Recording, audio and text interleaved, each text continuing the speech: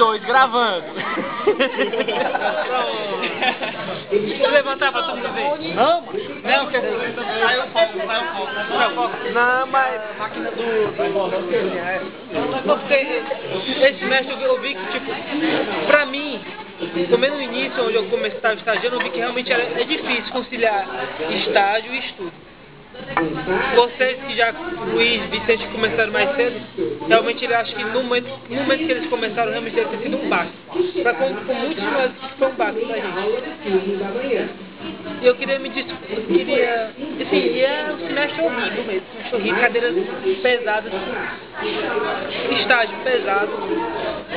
Eu queria me desculpar pelas vezes que eu me estressei, que eu não apoiei nas minhas equipes de trabalho, com a Vivi, com o Thiago, que estava na minha equipe de trabalho completa, com a Silvi.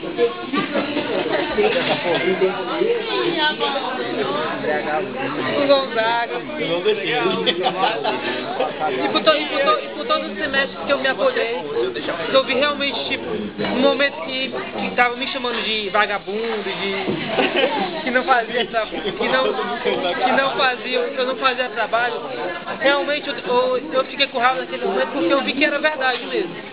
Que realmente eu tava virando vagabundo, que eu tava deixando meus amigos sofrer e eu não tava lá apoiando eles, porque eu acho que eu devia ter ficado de nós, apoiar cada um da gente. E tipo, quando eu vejo alguém sofrendo, eu vejo que eu errei com muitas pessoas em relação a não dar o apoio.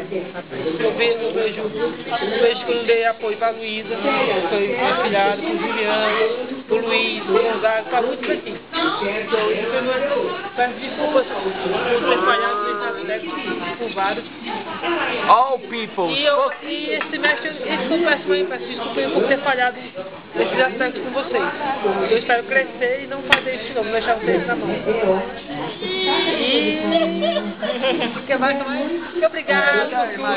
Obrigado pelo amor de vocês, pelo apoio de vocês, por cada um de vocês.